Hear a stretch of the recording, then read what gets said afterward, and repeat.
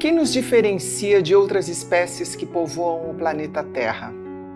Nós registramos nossos passos, nossas conquistas e escrevemos nossa história. Desde a antiguidade, o ser humano registra sua presença. Saber de onde viemos, como vivíamos, os sonhos que se tornaram realidade, as ambições humanas atingidas que nos impulsionaram a continuar à frente, tudo isso nos faz mais agradecidos, confiantes e empenhados em seguir com determinação.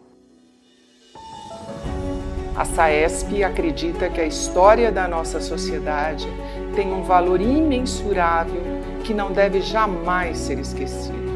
Por esta razão, investiu no resgate e catalogação de todo o material existente, criando o Acervo SAESP.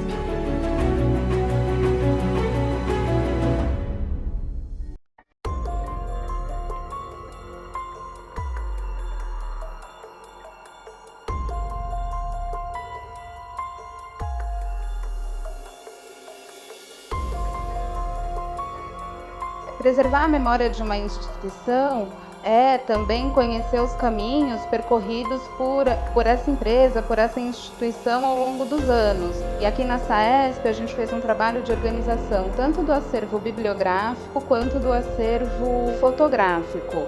Então a gente fez um processo de organizar e de entender o que esse acervo ele tinha de relevância e que história da instituição que esse acervo contava.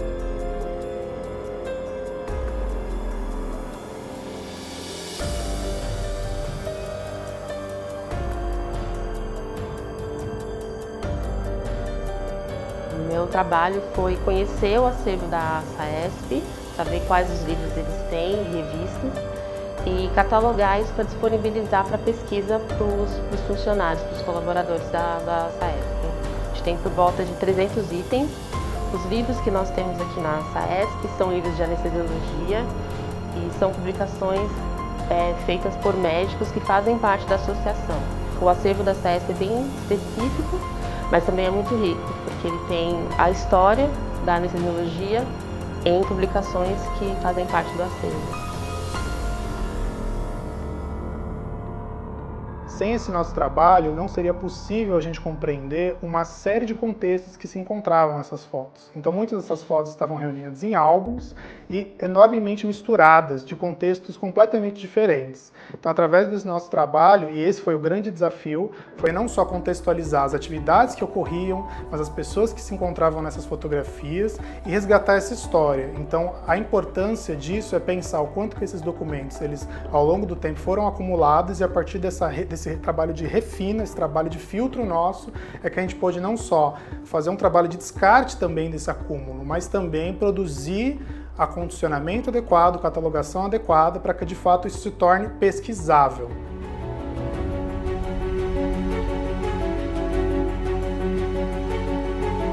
E é com grande satisfação que eternizamos a história e o legado de todos aqueles que nos antecederam.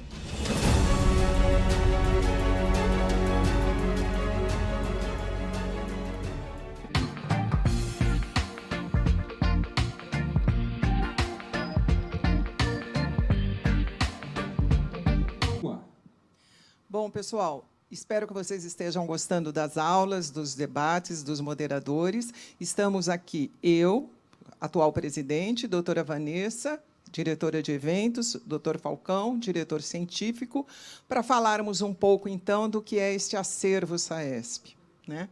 Então, nós tivemos a oportunidade, devido à pandemia, de fazer uma reforma e fazer uma sala para estúdio na SAESP. Quando fomos, então, desmontar a sala, eu me dei conta, me deparei com muito material, muitos livros, muitas fotos, acho que 8.000 fotos, né? E algumas coisas de museu. E, nisso, então, veio a ideia de a gente fazer um acervo. Nós tínhamos tanto material, e aí nós contratamos uma empresa, que vocês viram aí no vídeo, que, então, reconstituiu todos esses fragmentos, né, criados que existem desde 1950. Nós temos o livro com a ata inicial, quando a SAESP ainda era um departamento de anestesia. E fizemos, então, uma parte agora com os livros SAESP, os livros da SBA, os boletins que eram feitos no mimeógrafo ainda. E foi feito um museu na época, até uma máscara de obredame a SAESP ganhou nos anos de 1960, e falta agora só a gente fazer o nosso museu. Então, o acervo vai ser também, está já todo digitalizado para vocês terem acesso. Bem, e dando continuidade a toda essa história que a gente está comentando aqui, nós estamos lançando hoje o livro da história da SAESP. Deixa eu ver aqui um ângulo para mostrar para vocês, tá? Que é um livro que conta 71 anos de vida associativa da SAESP e, na verdade, 52 anos da Sociedade de Anestesiologia da SAESP. Realmente, era um desejo muito dessa diretoria de nós termos solidificado o que os que nos antecederam fizeram pela SAESP. Então, gostaria aqui que a doutora Vanessa, o doutor Falcão, comentassem alguma coisa sobre o que é a SAESP, o que eles veem, da importância da nossa história. Bom, em primeiro lugar, definitivamente, eu sendo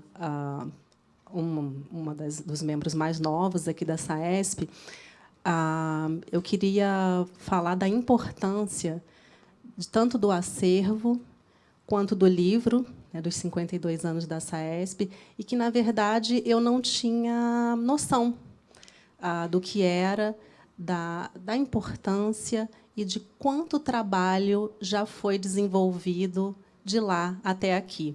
Então, para mim, também é uma honra fazer parte dessa edição, de todas essas questões, e divulgar o que já foi feito pela sociedade, divulgar o que pode ser feito, até porque nossos antepassados foram muito importantes e nos trouxeram até aqui.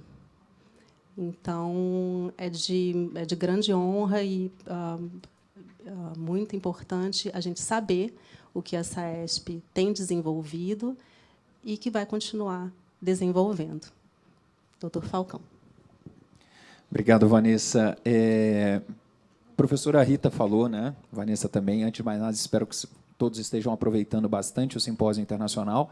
Chegamos à metade, né, professora? Ainda temos mais 2 aulas após a entrevista com o Dr. Flávio Takaoka, que a professora Rita fará. Para a gente é um momento muito importante, a gente fica muito feliz, tanto de organizar esse acervo histórico da SAESP, quanto esta publicação das 5 décadas da Sociedade de Anestesiologia do Estado de São Paulo. Foi um trabalho feito com muito esmero, e é o que a gente sempre fala, a gente só entende aonde nós estamos se conhecermos o nosso passado. Então, parafraseando aqui Isaac Newton, né, que em 1675 falou que se ele pôde enxergar mais longe foi por estar sobre ombros de gigantes, a SAESP hoje está aqui e chegou aonde está, sem sombra de dúvida, por estar sobre ombros de gigantes. Então, nós conseguimos enxergar isso, e nada melhor do que resgatar a nossa história, o nosso passado, para que o futuro possa conhecer da onde nós saímos e dar sequência a este legado. Então, isso foi capitaneado pela professora Rita, e o mérito precisa, e os créditos precisam, sim, ser endereçados, porque ela teve a ideia, toda a diretoria abraçou a ideia, concordou com isso, achou a ideia brilhante, e é onde hoje a gente está premiando com esse livro, aonde fará no futuro, né, professor, uma parte de uma campanha da ação solidária da SAESP, para aqueles que forem receberem o livro poderem participar também dessa ação solidária que a SAESP está promovendo. Então, eu sinto orgulhoso, né, fico muito feliz de ter participado um pouquinho dessa história e ter contribuído um pouquinho para a construção desse material que a professora Rita liderou. E aqui um agradecimento, né, professora, à União Química, que é patrocinadora desse projeto do livro das 5 décadas da Sociedade de Anestesiologia do Estado de São Paulo. Muito obrigado à União Química por ter acreditado no projeto, ter patrocinado e permitido transformar esse projeto numa realidade. Então, eu convido a todos agora a assistirem um vídeo rapidinho da União Química.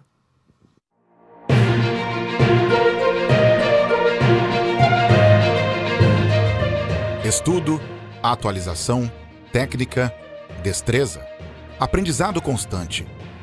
Há certas tarefas que exigem muita dedicação para que a execução seja sublime. É assim na sala de espetáculos. É assim na sala de cirurgia.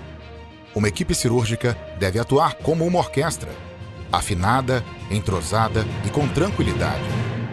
Para que tudo ocorra bem, cabe ao anestesiologista assumir o papel de maestro, conduzindo suas funções sem desafinar para cuidar da segurança do paciente.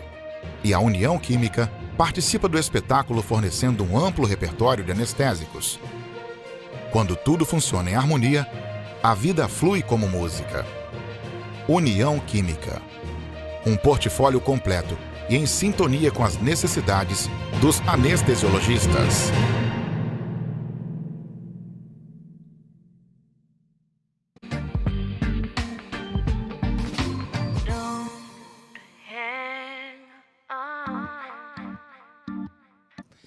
Bom, repetindo as palavras do Dr. Falcão, agradeço muito a União Química, realmente, porque a gente quis fazer um livro para que nós, anestesiologistas, não coloquemos numa gaveta ou numa estante, mas sim numa mesa com o maior orgulho da nossa profissão. Né? Então, é um livro realmente que foi feito com um material de muita qualidade. A pessoa que escreveu também muito excelente no que faz. E a ideia, como o Dr. Falcão lançou, nós vamos lançar uma campanha, né, que nós já temos, Ação Solidária, mas para aqueles que quiserem ter o livro para não colocar numa gaveta, mas sim ter o orgulho, né, de mostrar a sua especialidade, a sua profissão, poder doar para a SAESP, para a campanha Ação Solidária. Acho que todo mundo sabe que, no começo da pandemia, a gente fez uma ação solidária para qualquer médico para intubação orotraqueal no paciente COVID. Foi um sucesso absoluto, 491, com um pessoal altamente qualificado, e nós pretendemos fazer outras campanhas desse nível. Tá? Bom, e eu tive que reler o livro antes dele ser lançado. Né? E, nisso, eu descobri, entre várias pessoas super importantes na vida nossa de anestesiologista e na nossa história, a história do Dr. Kentaro Takaoka. Todo mundo já ouviu falar no Takaoquinha, né? Naquele aparelho. E, realmente, a hora que eu fui ler quem era, o que ele fez para a Sociedade de Anestesiologia do Estado de São Paulo, eu me senti assim, super orgulhosa de ter uma pessoa dessa trabalhando conosco no passado, ele que foi presidente da SAESP e presidente da SBA em 1966. Então, eu lembrei do filho dele, Dr. Flávio Takaoka, que está aqui conosco, e, conversando, eu falei, não, a gente precisa saber uns detalhes, né? Como que surgiu essa história do Takaoquinha, né? Porque uma vez eu li que ele queria fazer um respirador que coubesse no bolso. E vocês todos já devem ter visto aquelas fotos de ventiladores enormes antigamente. Né? Como que uma pessoa, há mais de 50 anos atrás, ia pensar em ter um ventilador que coubesse no bolso? Né? Como foi isso, doutor Flávio? Acho que começou, na realidade, pelo pai dele, né? Meu avô, que, como ele era médico, ele foi médico imigrante, primeira geração, chegou no começo do século XX. E meu pai era o primogênito, então ele foi obrigado a seguir a profissão do pai. Obrigado. Naquela época era assim. Então, ele tinha que ser médico. Mas ele nunca teve o DNA de médico. Mas, como ele foi imposto, durante a faculdade, ele me contou essa história algumas vezes, ele tentou achar alguma especialidade dentro da medicina que mexesse com maquininhas. Então, ou era ortopedia, ou era anestesia. Eu não me lembro exatamente se ele não conseguiu entrar na ortopedia, mas ele foi para a anestesia na época. Ah, que interessante. Pois é, e aí eu queria uma curiosidade. Seu pai era mais anestesista ou anestesiologista, engenheiro ou empreendedor? Qual era a característica mais marcante dele? Isso eu descobri anos depois, né? Porque o irmão dele também era um engenheiro também, super empreendedor, talvez mais empreendedor do que meu pai.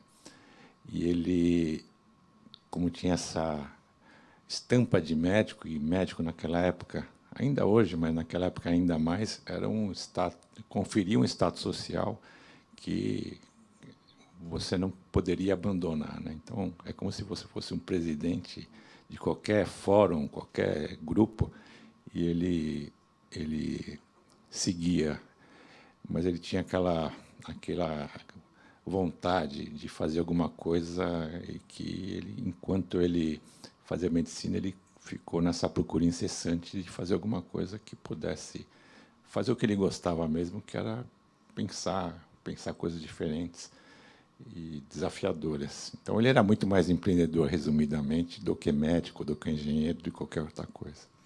Interessante, né? E eu li também que ele atendia obstetras, né? De madrugada, tudo isso. Ou seja, ele era um anestesista como muitos nós começamos, né? E ele teve, então, uma vida assim, inicial bem difícil. Bem difícil. Também, primeiro, que era mais fácil, naquela época, educar a família, mas nós somos 6 irmãos, então tinha um compromisso de pagar as contas que não vinha de nenhum outro lugar. Então, ele tinha que sobreviver. E ele era médico, eu lembro bem disso, ele acordava de madrugada porque tinha um obstetra. Assim como tem hoje, que gostava de fazer parto às 5 da manhã, ele, 4 e pouco, ele já saía de casa para atender esses obstetras, alguns cirurgiões que gostavam dele, e ele sabia que tinha que manter a relação com aqueles clientes dele, né? E como foi quando ele apareceu com o aparelho, com o Taca-Alquinha? Como foi para vocês? Na verdade, é uma história, né? Primeiro que o quarto de empregada não era um quarto de empregada, ele tinha um torneiro onde ele fabricava as peças lá, ele com um funcionário dele. Então, a fábrica mesmo começou no fundo de casa. E, depois de um tempo, final da década de 50, 60, ele foi para uma esquina perto de casa, dá para ir a pé. E um dia apareceu esse aparelhinho, eu não lembro exatamente quando foi, mas foi no final da década de 50 mesmo, pela necessidade que ele tinha no HC de ficar andando com equipamentos enormes de um lugar para outro para atender, fazer anestesia, levando no elevador. Era um trambolho. Então, foi pela própria necessidade mesmo. Quer dizer. E como que era quando você começou? Seu pai ainda era vivo, super famoso. Como era ser filho de Kentaro Takaoka? Não, te ajuda, mas também te impõe desafios que você nem mesmo imaginava, né? Mas no final é bom. A vida é assim. Você sendo filho ou não sendo de alguém importante, você tem que vencer pelos seus próprios méritos. Então, acho que no meu caso também talvez um pouco influência da minha mãe, que sempre me empurrava. Então, de alguma forma, me puxava a orelha toda hora. Então, acho que para mim foi equilibrado. Teve coisas boas, teve coisas ruins, mas no final você tem que seguir o seu próprio caminho. Sem dúvida. Eu fico imaginando, né? Porque a referência do Dr. Takaoka é imensa. E para aqueles que não sabem, né? O Dr. Takaoka realmente ele tinha uma dedicação muito grande para a SAESP, para a sociedade, né? Eu só descobri isso por causa do livro, né? Nós começamos como um departamento de anestesiologia dentro da Associação Paulista de Medicina. Então, era uma sala lá que eles davam, né, em 1950, e anos depois o Dr. Kentaro Takaoka já tinha a clínica de anestesia São Paulo, que funcionava na Cincinato Braga. Ele disponibilizou uma sala, porque o grupo estava aumentando. Então, ele disponibilizou uma sala da clínica dele gratuitamente para todo mundo. Aí, depois, resolveram alugar. O lugar também estava ficando pequeno, a sociedade estava crescendo, que ainda não era a SAESP. Era um departamento de anestesiologia. Aí eles alugaram uma sala no edifício Pasteur, e o Dr. Kentaro Takaoka foi o fiador, porque precisava de fiador. Aí, depois disso, íamos realmente virar Sociedade de Anestesiologia, em 31 de outubro de 1969. Antes, tinha que fazer o estatuto. Fizeram uma comissão, e quem estava na comissão? Dr. Kentaro Takaoka. Né? Então, ele tinha muito essa vida associativa, né? E isso era uma coisa marcante nele, ou o lado engenheiro dele era maior? Não, o lado engenheiro dele sempre foi maior, né? Então, eu estava conversando previamente, ele fez essa imersão na colaboração com a vida associativa enquanto ele via essa necessidade, mas a vontade dele mesmo era de um dia voltar a ser engenheiro, ou poder ser engenheiro, que ele era por estudo, por intuição, e ele fez isso integralmente a partir de 73, 74, quando ele definitivamente abandonou a anestesia, logicamente atendendo os anestesistas e atendendo os pacientes, mas com o lado dele de empresário, mesmo empreendedor. E vocês, filhos, seu irmão seguiu essa carreira do pai, mais empreendedor. Você foi mais para a área assistencial. Eu fui mais para a área assistencial, mas, de alguma forma, eu ainda herdo um pouco esse lado da família, né, que é dele e do irmão dele. Imagino que do meu avô também, pelo fato de ter saído do Japão e vindo para cá sem saber o que ia acontecer com ele. Então, eu fiquei na anestesia muito tempo, mais tempo do que ele, mas eu sempre tive essa vontade, né, ou a necessidade mesmo de entender os desafios sob outras perspectivas, né, que os médicos hoje em dia, e é cada vez mais intenso, começaram a ter cada vez mais. Então, era mais confortável ser médico 20 anos atrás ou 30 anos atrás. Hoje está cada vez mais complexo o ambiente, a gente tem que aprender a navegar nessa complexidade. Então, acho que esse é a minha vontade, meu desejo nesses próximos anos. Verdade, estamos numa fase aí de muita mudança, né? E você sentia assim que o Dr. Kentaro Takaoka era um visionário? Ele imaginava o sucesso, porque esse aparelho, né, o Takaokinha, não ficou só no Brasil, né? Ele saiu daqui, a empresa dele também saiu daqui. Ele sabia que ele ia crescer tudo isso, que ia levar o nome do Brasil, da anestesia. Ele foi um dos precursores da ventilação mecânica, né? Ele tinha essa noção, ele tinha essa visão. Logicamente, dentro da perspectiva onde ele conseguia enxergar, né, mesmo com as incertezas ou com as suposições que ele fazia, ele tinha essa visão distinta, ampliada, visionária dos inovadores para aquela época, né? Porque era tão desafiador você pegar um ventilador mecânico, se alguém lembra, né, poliomielite, aqueles ventilador de aço, que ele era uma coisa que não se admitia que a gente conseguiria oferecer com um aparelhinho no bolso. Mas, na mesma época, né? Poliomielite foi década de 50, 60, vacina. A geração mais nova não viu, mas muitos pacientes morreram por falta de ventilação mecânica.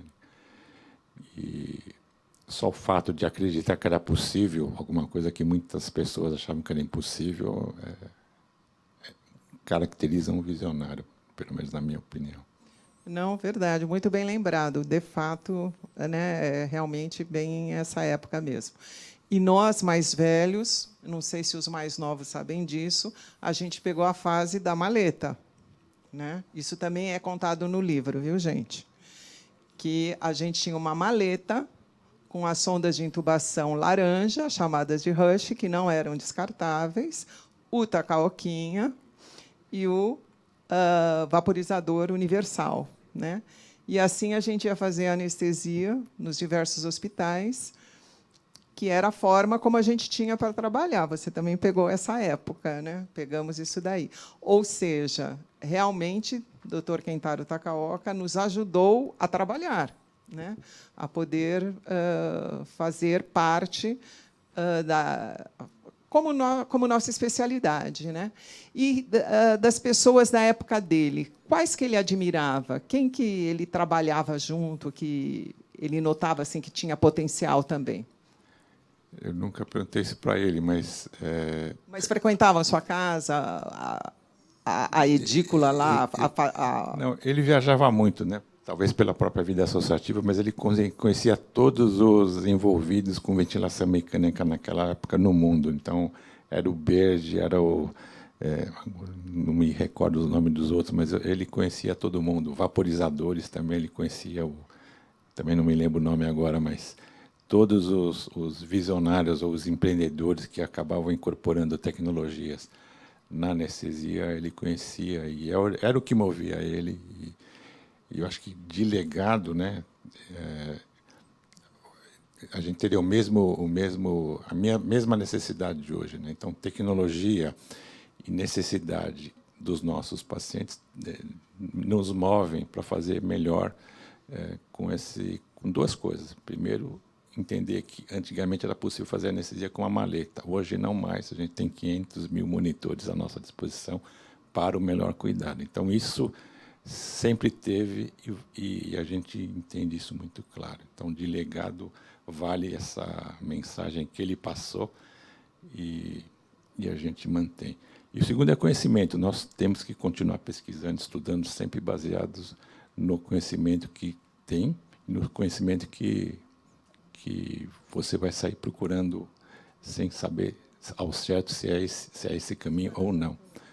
Então, eu acho que, principalmente para a sociedade, e a nossa especialidade é muito baseada em tecnologia, queira ou não queira, e muito conhecimento.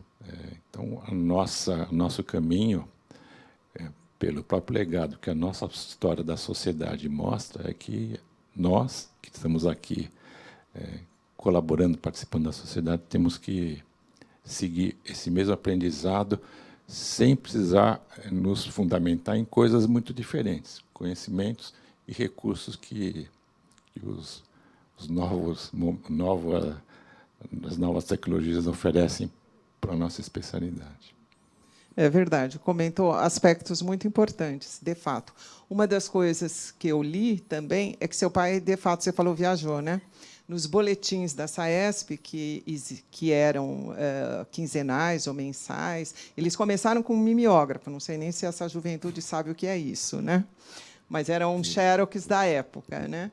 Seu pai, realmente, vários comenta. Dr. Takaoka chegou de viagem do Japão, da Inglaterra, tal, e, de fato, comenta lá que ele sempre trazia uma novidade. Assim como o Dr. Gil Soares Bairão, também ele é muito comentado nos boletins, né? Muito também. E a outra coisa que você comentou, né? Não querendo falar muito do passado, mas não adianta, a gente fala, os congressos, quando a gente ia, 90% era indústria farmacêutica, né? Hoje, a gente vê a tecnologia realmente como mudou, né? Tem a indústria farmacêutica também, mas a tecnologia aumentou demais. E, dando continuidade ao que você disse, inovação, né? Então, isso é algo também que a gente precisa, né? A doutora Maria José, que é a nossa vice-diretora, vice-presidente e, possivelmente, a futura presidente da SAESP, fala muito de inovação, estuda inovação, e, com certeza, vai trazer muitas coisas relacionadas a isso. E, quem sabe, o doutor Kentaro Takaoka não inspire, né, essa juventude, porque o que ele fez lá atrás, né, é o que a gente está vendo hoje, né, muito mais ligado à TI, a outros recursos, à fibra ótica, nada do que existia, né? Mas ele é um exemplo que realmente tem que ficar, que é, a gente até pensou, uma época, fazer tipo Shark Tank, né, que está na moda aí. Então, quem sabe a gente evolui para a SAESP, algo assim, porque é um exemplo assim fantástico, né? Como é, né? E aí você comentou que o seu avô era médico no Japão, aí ele chegou e ele conseguiu exercer a medicina aqui? Sim, conseguiu. Quando eu era novo, mesmo depois que ele faleceu, eu ainda recebia ligações em casa que eu atendia procurando pelo meu avô. Ele era clínico. E ele veio para cuidar dos imigrantes naquela época. E aí ele fazia isso com como ofício dele mesmo. Ah, que interessante. Seu pai nasceu aqui? Meu pai nasceu aqui. Nasceu em São Paulo. E meu avô veio com uma das primeiras levas de imigrantes, bem no começo do ciclo de imigração japonesa, e ele foi clínico, exerceu clínica até falecer. Eu ainda era jovem, pequenininho, não tinha 7 anos, ou 8 anos, alguma coisa assim. E esse era o trabalho dele. Também devia ser uma pessoa de tirar o chapéu também, né? Porque chegar num país com uma língua tão diferente, realmente, e exercer medicina, tudo bem que, pelo visto, ele tratava dos japoneses, né? Que falavam como ele, mas, mesmo assim, né? Duros tempos também, né? Duros tempos. E talvez um pouco mais de história. Eu soube que, na verdade, ele não foi uma opção que ele teve. Na verdade, o governo japonês meio que jogou ele para fora do Japão, porque, pelo que eu entendi, lá mesmo no Japão ele causava problemas para os governos. Então, vai cuidar desses imigrantes lá e não incomoda muita gente aqui. Pois olha só, deu super certo, né? Porque teve, então, um filho que hoje a gente realmente tira o chapéu. Hoje não, né? Faz tempo que o Dr. Kentaro Takaoka é super reconhecido, mas eu senti falta disso, da SAESP, falar mesmo quem era esse grande homem. Estamos numa época de inovação, de tecnologia, e ele já fez isso.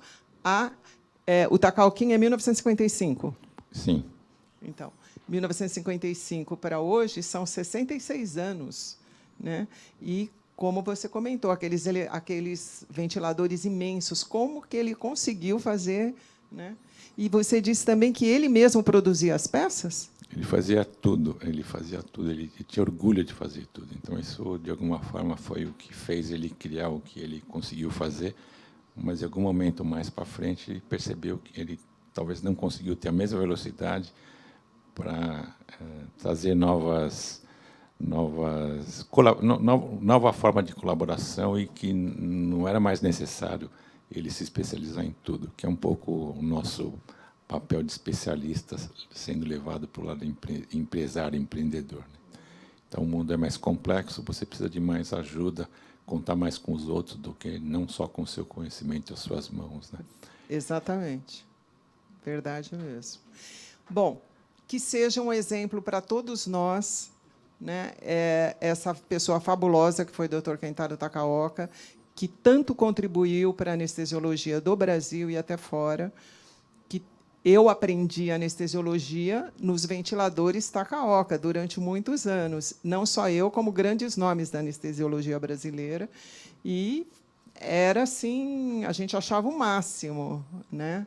Realmente é uma pessoa de visão, empreendedora, que teve uma vida associativa super importante para o que é hoje a Sociedade de Anestesiologia do Estado de São Paulo, né? Como ele foi altruísta, né? Dedicado. Então, doutor Flávio, foi uma enorme honra recebê-lo aqui.